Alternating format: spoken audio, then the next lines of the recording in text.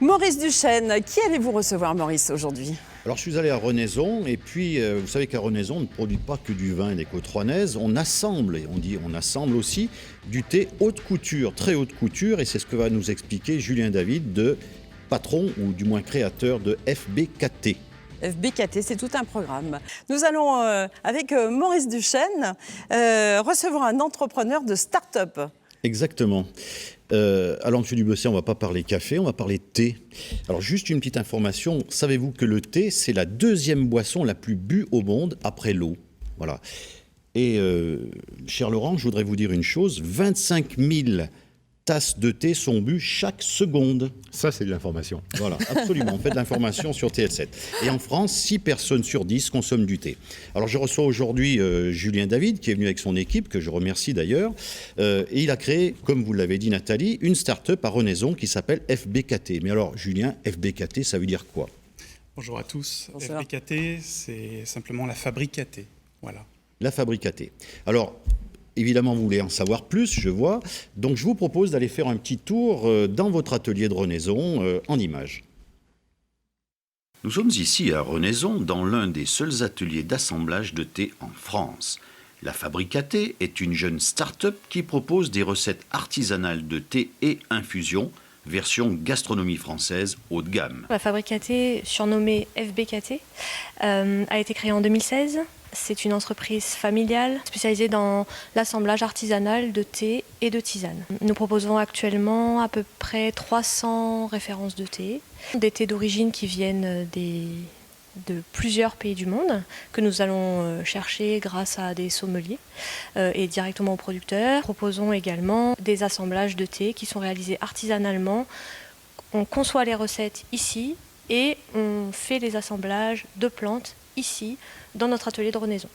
Nous distribuons principalement nos produits auprès d'épiceries fines, ainsi que dans les restaurants, plutôt bistronomie ou gastronomiques, ainsi que les hôtels haut de gamme. Nous sommes producteurs de thé exigeants gustativement, mais avec un esprit moderne et décalé. Nous travaillons énormément sur la qualité de nos produits, l'originalité de nos produits, quitte à délaisser la quantité ou même freiner notre développement.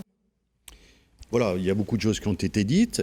Vous êtes sommelier de formation et vous avez beaucoup voyagé, notamment en Inde, je crois, et en Asie. Alors, est-ce que c'est pour cela que vous avez créé cette start-up de Fabrique à thé?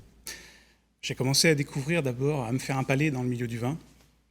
Et voyageant beaucoup, 3 semaines par mois pendant 17 ans, j'ai passé pas mal de temps en Inde. Et en Inde, pas de vin. Donc, simplement, je me suis occupé les week-ends en allant découvrir le thé et c'est devenu une passion. Et j'ai ramené cette passion avec moi. Et heureusement, aujourd'hui, on a démarré cette activité de négoce, d'importation de thé et de création de recettes. Ça fait maintenant presque 4 ans. Voilà. Et vous êtes l'un des seuls en France, si j'ai bien compris. Alors, il y a beaucoup d'acteurs dans le thé en France. Ça représente 800 millions d'euros de chiffre d'affaires à peu près. Mais beaucoup sont des fabricants de thé de type industriel et il y a quelques assembleurs artisanaux. Aujourd'hui, nous sommes 1 ou 2 seulement qui sont présents. D'accord. 800 millions d'euros de chiffre d'affaires, vous pesez quoi, vous, au sein de ce marché? J'imagine que vous êtes un petit acteur émergent. On est une petite PME de 9 personnes, voilà, donc un chiffre d'affaires inférieur à 1 million d'euros. Donc on passe en dessous du radar sur ce marché-là. On est combien à boire du thé? Vous en buvez? Tous les jours. Tous les jours? Oui. Sylvain? Maurice? Pas spécialement. Pas spécialement. Laurent? Café. Café? Thé vert et café. Ah oui, comme quoi quand même, hein, en pourcentage, on est pas mal. Alors, l'industrie du thé, vous l'avez rappelé, Gilles l'a rappelé, c'est 250 marques et quelques 800 millions d'euros, je crois. En 3 ans d'existence, il y a une croissance de près de 40% tout de même. FBKT a réussi à trôner sur les grandes tables et les restos étoilés. Alors, comment vous avez fait quand même pour arriver à ça? Quel est le secret de cette réussite? La première idée, c'est déjà de produire et de proposer des thés de très haute qualité. C'est la base. Sans ça, on ne peut pas être présent sur ces tables-ci.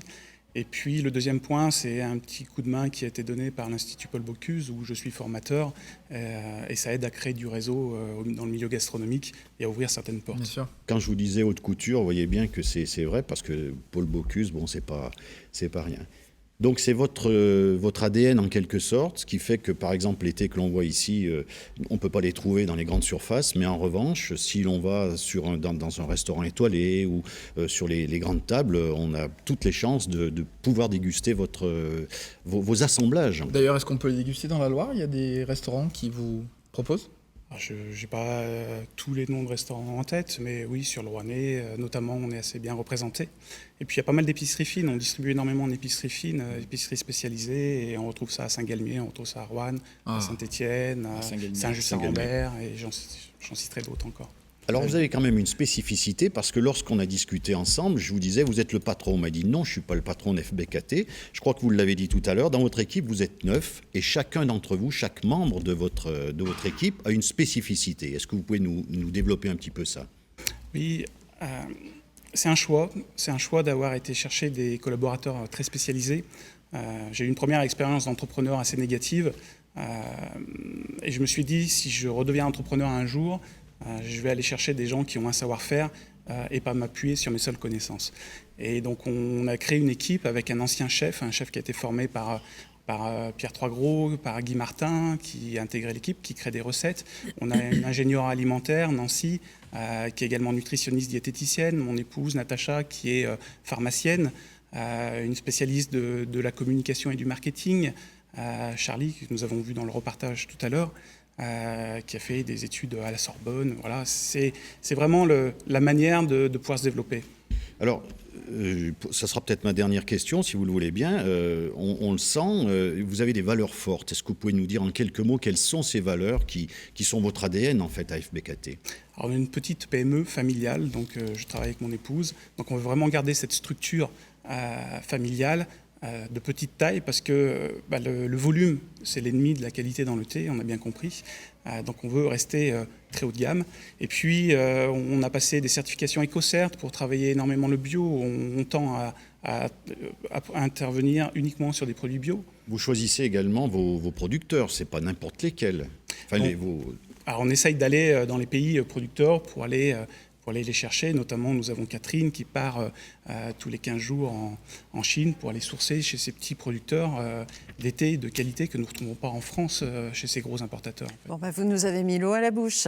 Oui, le thé à la bouche. Le thé à la bouche. Et pour une fois que sur le plateau de Loire Eco, on peut boire sans modération, on vous en remercie énormément, Julien David. Merci, Julien. Très bien, merci de toutes ces informations. On aura à cœur de retrouver vos produits sur les bonnes tables du coin.